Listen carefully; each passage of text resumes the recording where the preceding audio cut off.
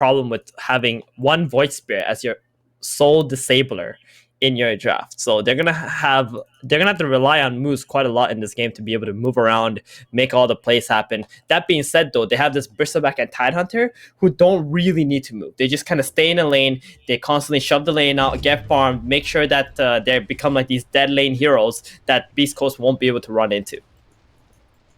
Sit back, get farmed, don't leave your lanes.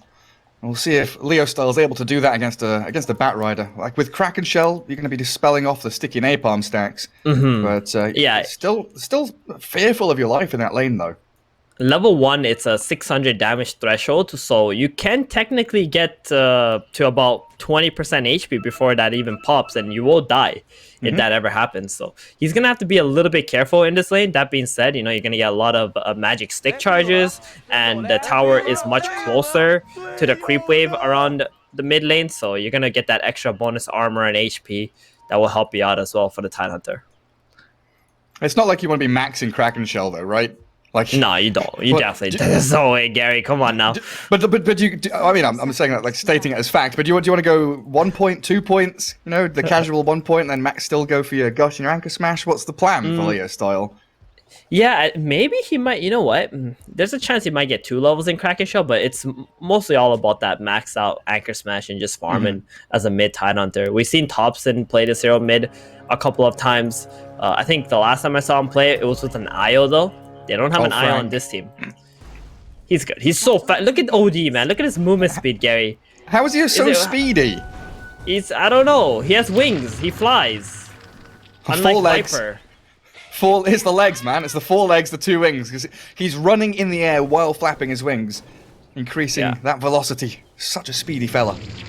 It actually just doesn't make any sense. Why does he have like 4 legs and like 2 arms if he has wings? Why not? It just, I don't know. It just doesn't. Whoa, Frank just uses Fairy Fire on accident. Whoopsie daisy. Well, he's full HP now. Up against that CK of K1. Grimstroke's coming in from behind. So we set up our dual lane there.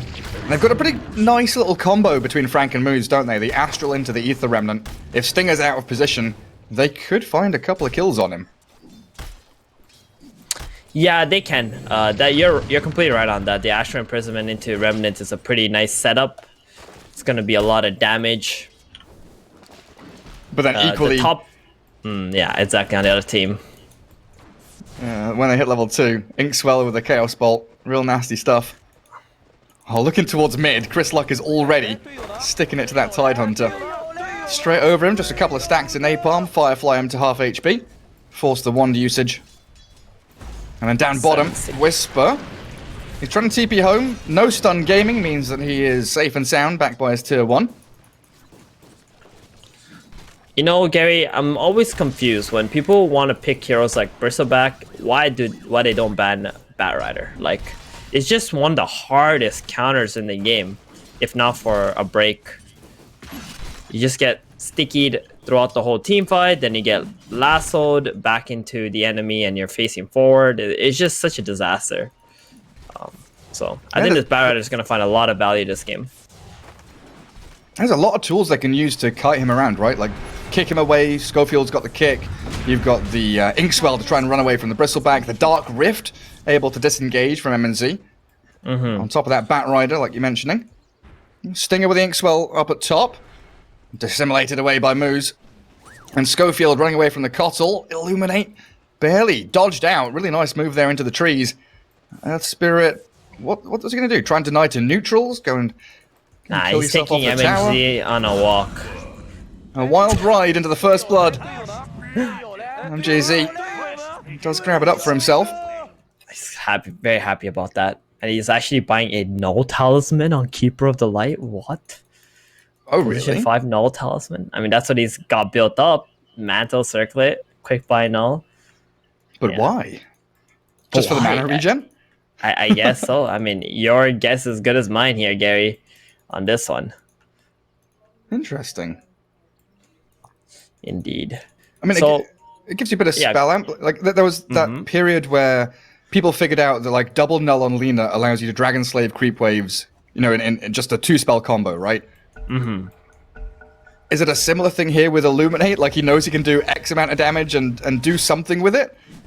Probably not. I think he just wanted some extra stats. I did realize that Illuminate plus a Veil pretty much one-shots creep waves. Oh, which is pretty cool. Top lane Inkswell. Frank with no Astral. Stunned up. K1 trying to chase, but now the Arcane Orbs come out.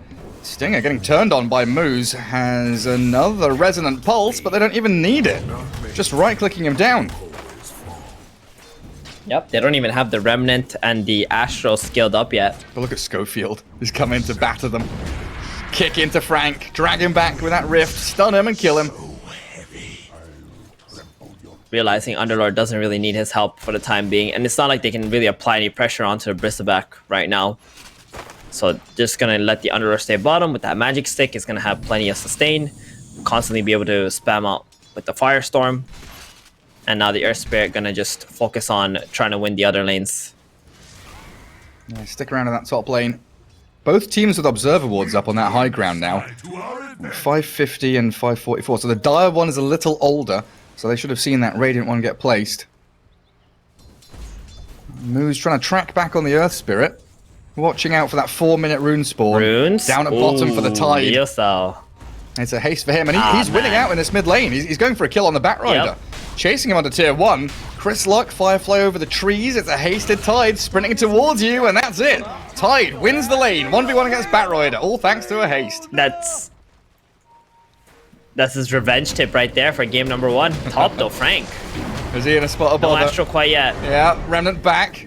Tries to get the Astral off and buy himself a bit of time, Nice but this tri-lane from Beast Coast diving onto tier 1. They've silenced the Void Spirit. He's got no spells left, and K1's there with a crit. Very good. And they can't really pressure the Underlord. Completely punishing them. Like you mentioned, Exactly. Whisper's fine. Mm-hmm. And that's why the Earth Spirit rotated away from the bottom as well. They make some really good communication on Beast Coast side here. And that magic wand just keeps them topped off. It feels so good for Whisper right now. Yeah, looks like he's going to miss out on the bounty runes though. MJZ, the speedy Cottle, gets there in behind him. They'll get the 2 on top lane as the Spear brothers are chasing one another. Yeah, moves with a good old 1-1-1 build. And Earth Spirit, back to base we go. Oh yeah, that mid lane, even before the haste, Leo Stahl was winning out in this lane CS-wise anyway. Yeah, it's going real great for the Tide. I mean, the higher level you are, the more damage your Anchor Smash is doing, and the Batrider can't really like go on top of you. If you dive the tower against this Kraken Shell, it's just going to be a disaster at this point, since he has higher HP as well. Whisper, got to be careful with those quill stacks. 3 of them on him. 9-1 charges. And that lane does start pushing towards the Radiant side, thanks to the pull through. While Cottle making some stacks for his Bristleback. Build up a nice array of creeps for him to farm.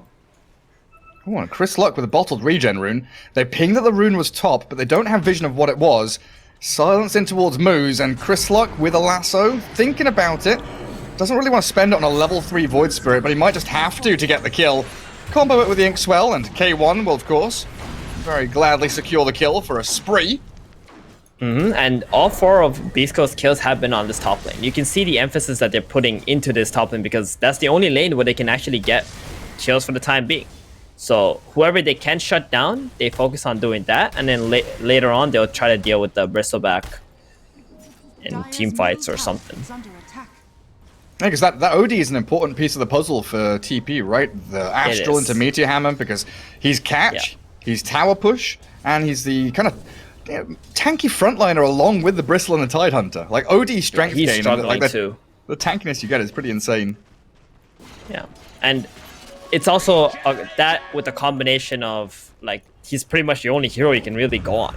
The only lane that you can try to kill. Mid is a Tidehunter, bottom is a Bristleback. Both of these heroes are like completely dead laning, where you don't really have any kill threat on these heroes until you get a lot of items. Oh, Tidehunter thought he could come in here and maybe spot out the bat, but the stacks have already been cleared. So instead, focusing on trying to get a bit of chip damage on that tier 1 mid. And Moose again, just scouting out the Earth Spirit.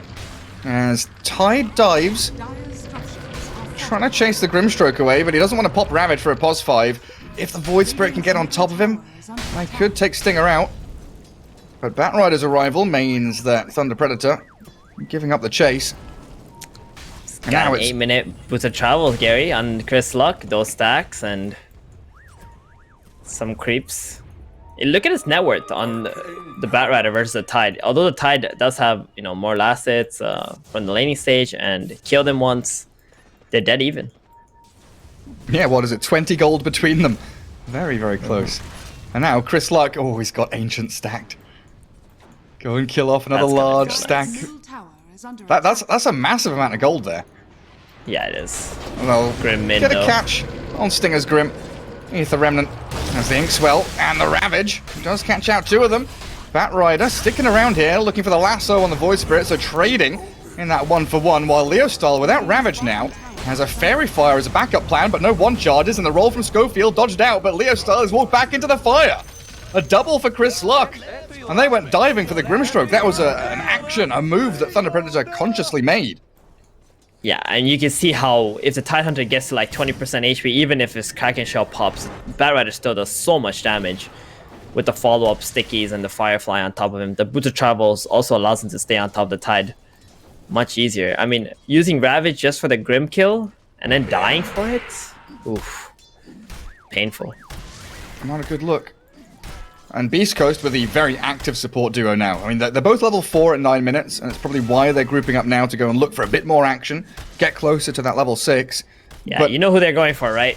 The one the lane OD. they can get kills on. Scouted by Moose, though, in a great position. Still going to get there with the Inkswell after the Astral's already spent. So Frank's going to get chain stunned. The even Phantasm for this. On top of the OD we go. Whisper dives bottom to MNZ. The Bristle gets 1 tanky. kill, but Frank, he is incredibly tanky. Dragged back into the crits of K1. And looks like they'll just allow Moose to run away. Good timing And they around the finally bounty get the rune kill. spawning, though. On the Underlord as well. Oh, great connection from the roll. Schofield goes up here expecting just a roll towards Bounty Rune. It connects onto Moose, and I thought it'd be an opportunity for them to go and look for kills. Instead, retreating back towards their K1 carry. Oh man, Whisper's level 8. Like, the fact he's had a solo lane. So much experience has gone into this Underlord. And this guy's an incredible offlane player. And check out mid lane right now. Leostyle just bullying up this tower with this double damage. They can't do anything against him. He's got that level 3 Kraken Shell too. Dire's middle tower has fallen. And he'll claim it. In the meantime, Bat is taking those big stacks, though. Ancients and Large Camp. So now he's got Boots of Travel and 1,700 gold in the bank. Actually, a bit more after this Dragon and the Centaur. 1,900. BKB? Boy. Yes? Yes, BKB, straight up. That's your item this game. I mean, it's the bread and butter. Oh, bottom, they're going for MNZ? I'm not sure you can actually do this. Well, Schofield finds MJZ in the mid lane. Well, you're right, MNZ is going to get TP'd on by the Batrider. He's already escaped from the Pit of Malice. Chris Luck is here now. That's the He's Bristleback speedy. Slayer right there. It's the Batrider. If he gets like 3 or 4 stacks, he'll go on this Bristol. Yeah, he's got Windlace and Boots of Travel. Dragging him into the Got a hood, Firestorm and the Pit of Malice. The hood is there, but that barrier has all been used up. So the Flame Break comes and a dominating K1 as they transition from the top lane down bot. And they'll get a kill on the carry with the ability to shove this tier 1. Unfortunately, they lost the catapult though. Yeah, what happened there was Leostyle's TP, he was trying to go in to help the Bristleback, but got cancelled by the Earth Spirit. So Schofield making some big plays there, because the Tidehunter was able to get to that bottom and get a Ravage off. You saw how low the Batrider was diving the Bristleback already. It could have been some real dangerous moves from Beast Coast. Oh, they make it work out. Yeah, well done, Schofield. Good spot, Theben. That push top, though, with a Meteor Hammer from OD and the Tide shoving. They get the objective up there, and it looks like OD has started to come alive a little bit. Spotting out Schofield. Tidehunter just throws a gush his way. MNZ again, getting very low, but again, without the Batrider, they can't really bring him down. And so it's just going to be K1 backing into the jungle. Hand of He Midas. really wanted to open up the map bottom side though. That's why he's there, even if there's a bristleback. But realizing there's nothing that he can do. I like this Midas pickup, Gary. What do you think? Yeah, I mean, I've always been a big fan of it on the Chaos Knight because he can really struggle to catch up or accelerate his farm, can't he? Yeah, not really. I think so. Not really a Battle Fury or Radiance hero. He doesn't really have any, good items to farm with. Midas attack speed, very nice. Earth Spirit just getting picked off, trying to get some XP top lane here. Yeah. Yeah, 3 heroes all around him. But yeah, you really want K1 to just be this big tanky man as bottom lane. They come in with Chris Luck again. Flame break into the Pit of Malice, so the double root comes as MNZ at half HP and the backup of Leo style. Moose jumps in. Astral steps towards Whisper, catching him out. He throws a Firestorm, but that'll be his last dying move as they also get an Astral Meteor Hammer combo, catching out Chris Luck, or not quite. Pushed back in, the chase forward as Santi's Eclipse kills off the bat. Kottle's still alive as the Ravage connecting onto K1 and that Stinger Grimstroke. A roll back in from Schofield, but he's banished once more. Frank and Leo style controlling up the entirety of the Beast Coast side. Schofield just about rolls away. And they will survive with only 1 casualty. And Kottle, whoa. Wait, how did Schofield kill him? What? The Magnetize Urn? Yep. He was miles away. I just got disconnected from the game. But yeah, that fight, you can see how afraid they are of that Ravage. And they really cannot fight into the Ravage either. You go into Batrider, try to lasso the Bristleback, you could kill him. But if you get Ravaged while you're lassoing, it turned the fight around, it's going to be a complete disaster. But nice now dodge that the on Ravage... well. Okay. I'm back, Gary. I'm back in the game. Yeah. We're good. Yeah, definitely a sticking point for them, that Ravage, but when you start to consider BKBs are getting closer and closer to Beast Coast, that's the ultimate answer to it, isn't it? Mm-hmm, definitely. All of a sudden... back. He's going to have Lotus. Oh, very good decision here from MNC to go for that Lotus after the hood. So every time he sees the Batrider walking into him with like 3 or 4 stacks, he can just pop that Lotus, remove the Napalm, and if the Batrider tries to lasso him, he's going to deal real bad. Yeah, there's so many single target spells too. K1 just getting forced away from the lane. Not really looking to kill him off there. They do drag the tide under the tier 1. Spam pings come out from the Radiant side as MNZ decides to dive. Stinger stuns him with the Inkswell. And a DD moves. Void Spirit comes in, says thank you very much. Stuck around for way too long. An incredibly tanky Bristleback. And you're right, that Lotus Orb's going to be great against Batrider and also up against that Grimstroke. So a bit of split push action from the Beast Coast side as they have to relinquish some of this map to the big tanky boys of Thunder Predator. 16 minutes in, looking way more comfortable than they did in game 1. Yeah, and this is off the back of Leo style and MNZ just beasting it up in their lanes, being these tanky boys that Beast Coast just can't deal with. Also helping one another whenever the Batrider does try to make a play on them.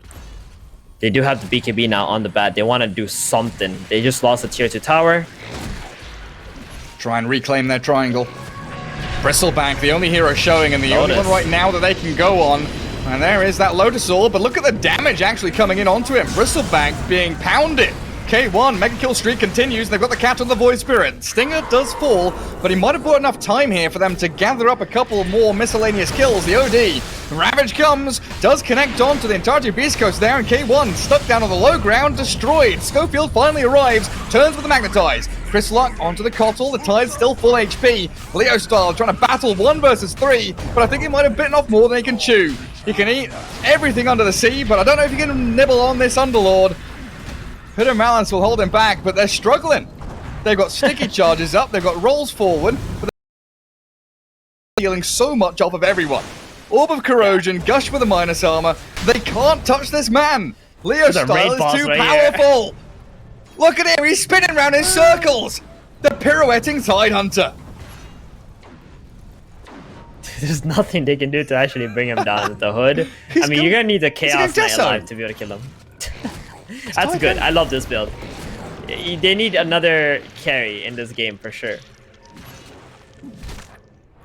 That's the Tide's going to be able to do that. Sick. Orb of Corrosion, Vlad's Hood Deso. They try and initiate on him.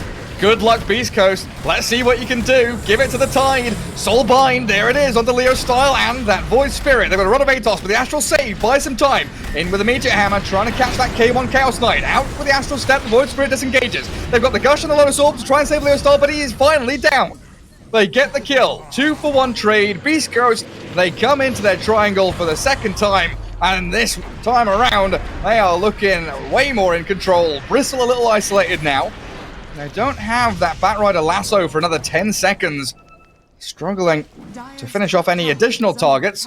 And it looks like Whisper trying to escape while Frank getting chased down by a BKB bat. Now the lasso comes, grabs the Invis rune, shreds through Frank while Whisper's Underlord with a backup of Grimstroke.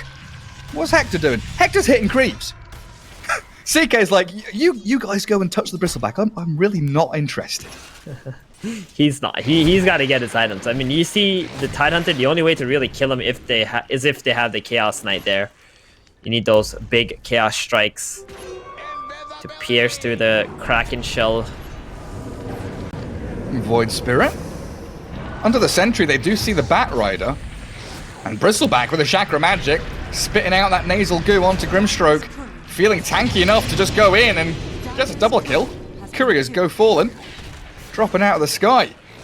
I mean, those couriers are probably worth more than a kill on the support, to be honest.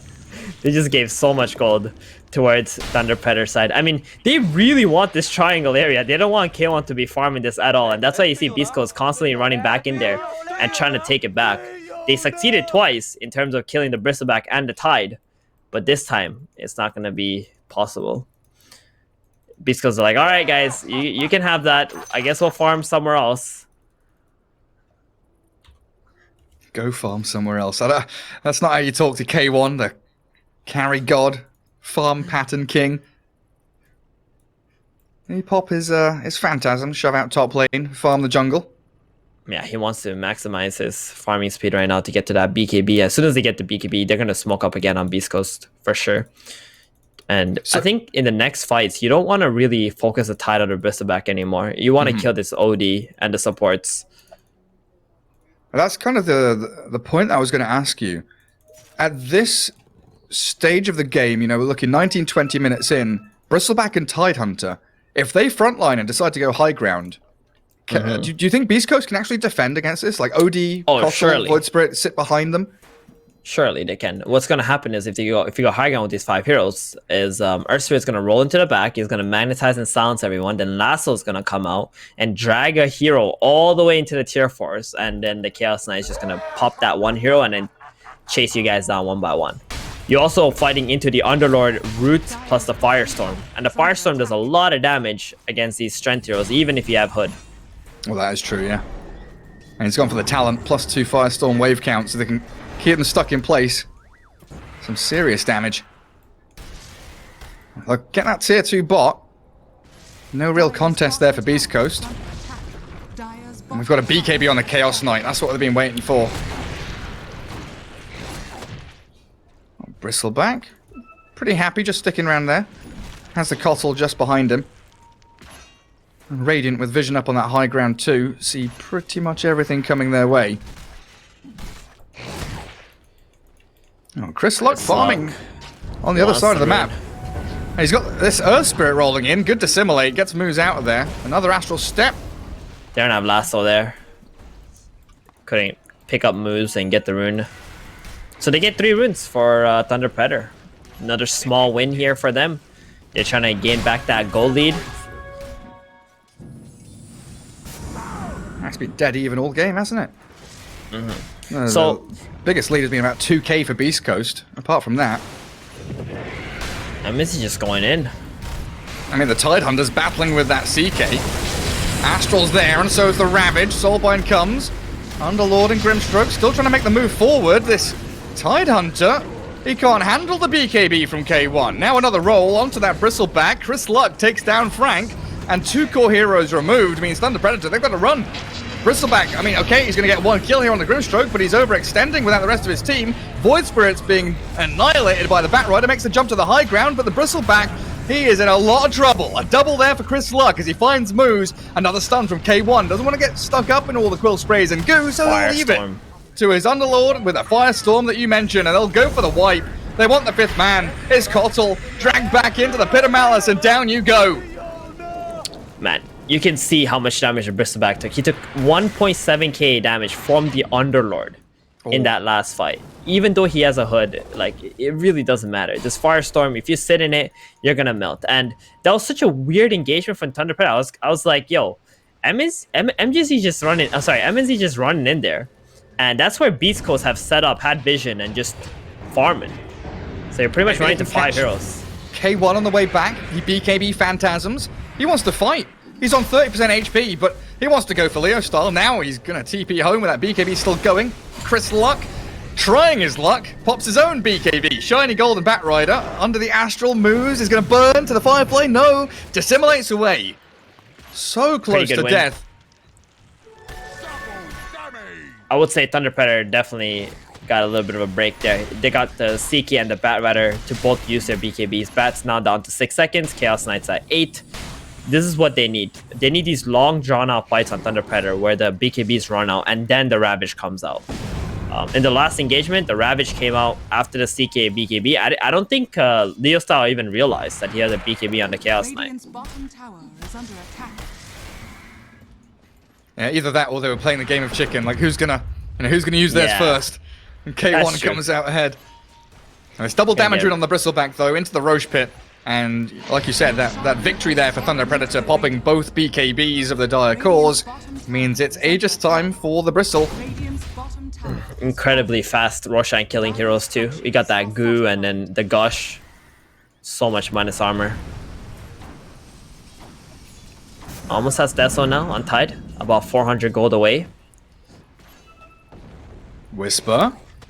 Yeah, Dark Rift time. Get the hell out of there.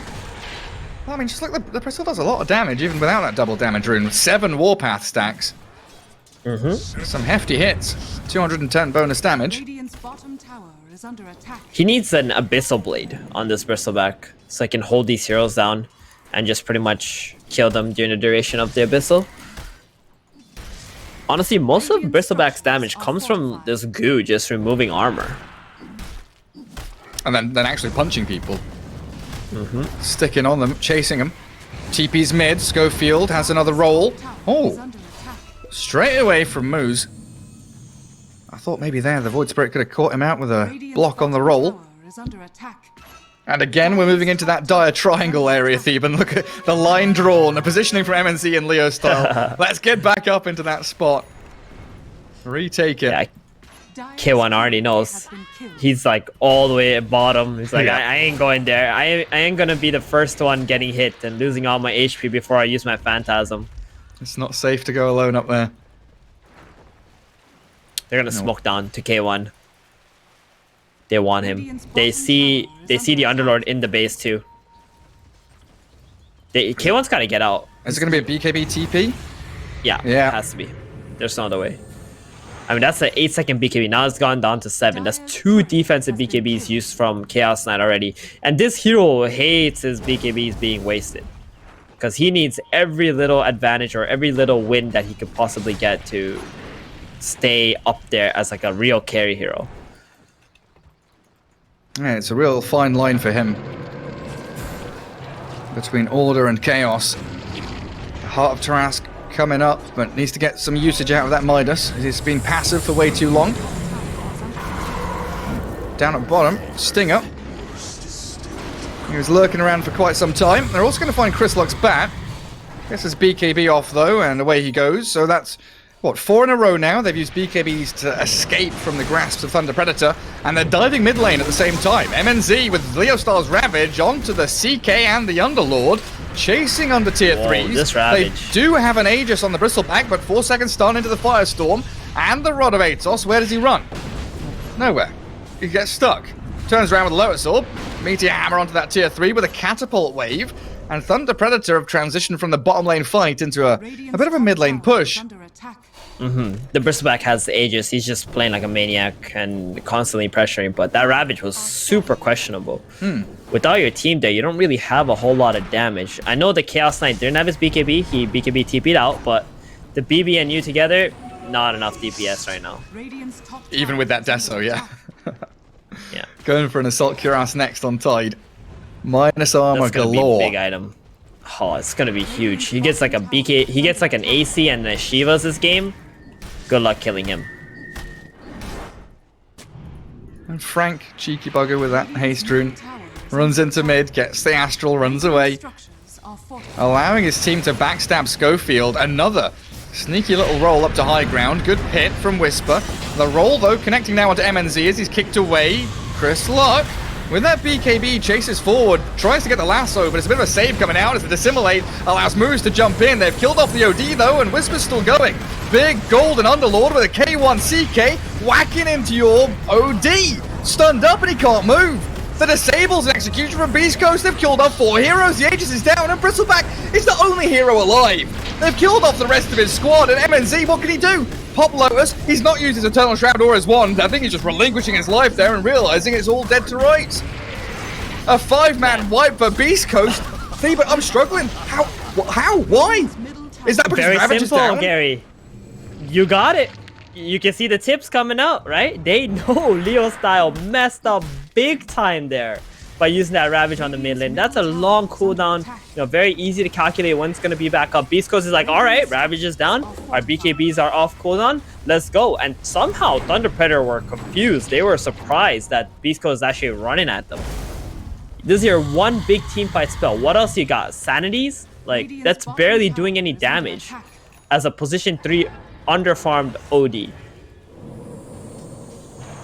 Yeah, and like, as the fight progressed, you're like, okay, Underlord's nearly dead. But then you realize K1's full HP, Batrider's chasing your backlines. You focused so much onto the Underlord through his BKB and not even taking him out.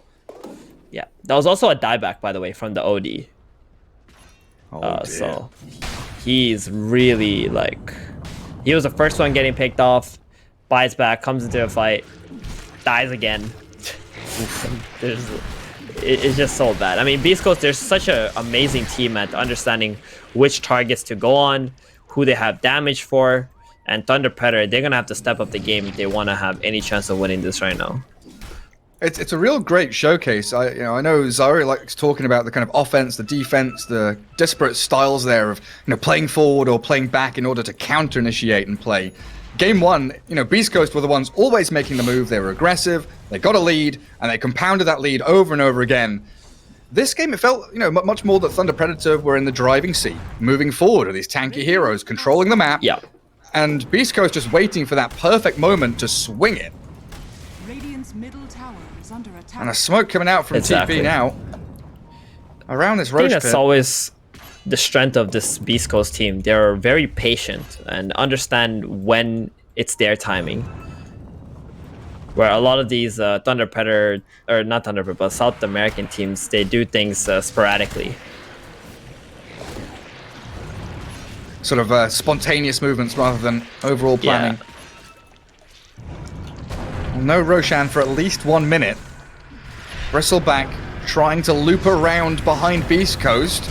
Getting rolled on. There's another BKB, and it's Schofield with that Earth Spirit coming in. A nice Soulbind catching the 2 cores. Leashed, silenced, stunned. Astral to try and buy a bit of time for the Tide. But MNZ and Frank both dying. They've got BKBs going on Whisper again, and MNZ under that Firestorm didn't stand a chance. K1 can still run forward with the Batrider looking for the Flame Break in the back. They're going to Rotovatos forward onto the Tide Hunter, Leo style. They crits from these illusions. Too much to handle. They've got a lasso on the Void Spirit. Moose caught up by Chris Luck. All across the map, Beast Coast finding kills. Another 4 heroes smackdown. Oh, I think that's the nail in the coffin, Gary. Radiant's middle tower is under attack. Their morale is just, Shattered. yeah. Two fights like that, you lose all your heroes where you don't kill anybody, no trades. You're playing these strength heroes where you're supposed to be this immovable wall that Beast Coast can't penetrate, and you're just dying like nothing. This Tidehunter Leo style, he can't even use a proper Ravage anymore against this triple because, like you called it, right? The BKBs, once that's the counter to the Ravage. Yeah. And they just use it like one by one, and now you're like, okay, hold on, when do I Ravage? When do all of these BKBs go off, and then I can do something that's gonna save my allies, and they just don't find it. Can't do it. Well, that Dark Rift, I was wondering where they were going. Down to bottom lane. Clear out the mid-racks. Straight down to done. bot. Bottom tower is under attack. BKBs are back Absolutely not. up.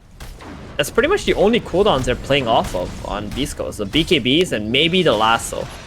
Radiant's bottom tower has fallen. Thunder Predator trying to make a last-ditch effort. They've walked into it, though, and Leo Nice, so style, he can't. The save from the Astral gets him away from K1's grasps as the Meteor Hammer trying to land, but Leo style just has to turn and run. Frank drops a Sandy's Eclipse, but it accomplishes nothing. They've rolled onto the Kotl, killed him off. The Ravage, sure, it looks pretty with all the tentacles everywhere, but it does bloody nothing. Moose now trapped, destroyed by Chris Luck and Whisper, while K1 moves to the bigger targets. It's MNZ giving a double kill to K1CK, and they call GG. Beast Coast with a 2-0 victory, cementing their place top of the group and top of South America. Can we just like congratulate Beast Coast already? Already? Or Congratulations what's on going the major spot. Yeah, why not? I mean, there's no. Beast Coast is just unstoppable at this rate. Like against all these South American teams. Just watching this game, I think Thunder Predator, they had a decent enough draft and they had a good idea of like being, again, picking something, not a lot of disables, but being this immovable wall that Beast Coast won't be able to deal with. But at the end of the day, Beast Coast they just don't give the space or the mistakes that Thunder Predator are looking for. They just split the map, they get the right items, they don't give random kills away, especially on their cores. And once they have the right items and they see that Thunder Predator made a mistake, one mistake, that's it, one Ravage, that was just completely ruined their game. So I think Beast Coast are just so many notches ahead of all these South American teams right now. Yeah, I'm fully in agreement. I think the panel is ready to take it away to break down that 2-0 stomping we witnessed from Beast Coast. Boys, how was that?